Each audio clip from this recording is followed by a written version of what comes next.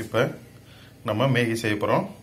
மேகியில் வந்து நான் முட்டைக்கோஸ் கொஞ்சம் எடுத்திருக்கேன், கொஞ்சம் பீன்ஸ் பல்லி எடுத்திருக்கேன், ஒரு தக்காளி, 2 பச்சை மிளகா, கொஞ்சம் கொத்தமல்லி, ஒரு பீஸ் வெங்காயம் எடுத்திருக்கேன். நம்ம இந்த வெஜிடபிள் போட்டு நம்ம வந்து மேகி செய்ய போகிறோம். உங்களுக்கு விருப்பப்பட்ட பீன்ஸ், கேரட்டு, பச்சை பட்டாணி எல்லாமே போட்டுக்கலாம். இப்போ நம்மகிட்ட இருக்கிறது இதை வச்சு செய்ய போகிறோம். பாருங்கள் எப்படி செய்கிறதுன்னு பாருங்கள். இந்த மாதிரி ஒரு கடாய் எடுத்துக்கோங்க.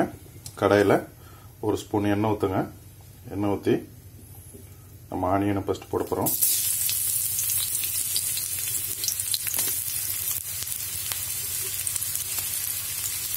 போட்டாச்சு.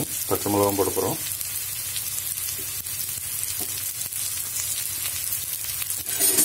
இதில் வதக்கிடலாம்.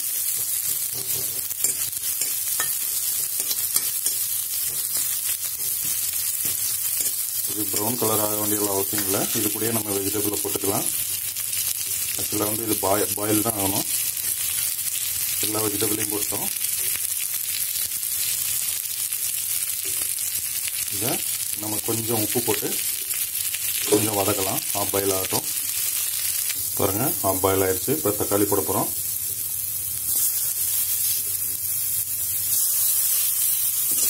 இதையும் ஒரு ஆஃப் பாயில் பண்ணுங்க. ஃபுல்லாக பாயில் பண்ண வேண்டிய அவசியம் இல்லை. இல்லைன்னா தண்ணி ஊற்றணும் இல்லைங்க.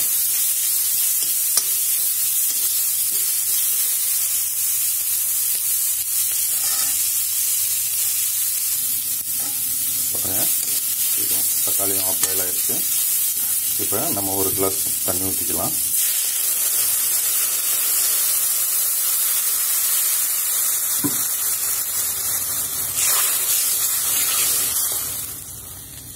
ஒரு நிமிஷம் கொதிக்கட்டும். கொஞ்சம் சப்ஜி எல்லாம் அந்த நம்ம போட்ட முட்டைக்கோசு, இந்த பீன்ஸ் எல்லாம் நல்லா வேகட்டும். கொஞ்சம் ஆஃப் பாயில் வந்தால் போதும். அதுக்கப்புறம் நம்ம இந்த மசாலா பாக்கெட் போட்டு மேகி போட்டுக்கலாம். பாருங்கள், சப்ஜி வெந்துருச்சு. இப்போ நம்ம இந்த மேகி மசாலா போட்டுக்கலாம்.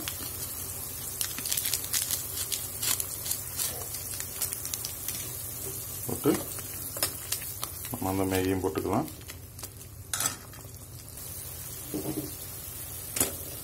மேயும் போட்டுக்கலாம். அப்படியே சமைக்க விடுங்க. தண்ணி ஊறட்டும்.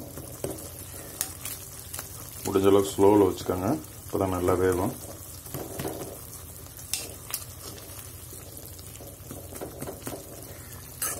உப்பு பார்த்துக்கோங்க. ஏன்னா இதில் ஆல்ரெடி உப்பு இருக்குது. ஆனால் இருந்தாலும் நீங்கள் என்னென்னா நம்ம வெஜிடபிள் போட்டோம். அதுக்கு தேவையான அளவு உப்பு பார்த்து வெந்தோடனே இறக்கிடலாம். பாருங்கள், நம்ம மேகி ரெடி ஆயிடுச்சு. இதில் நம்ம கொத்தமல்லி தழை போட போகிறோம். இப்போ ஒரு பாத்திரத்தில் மாற்றிடலாம்.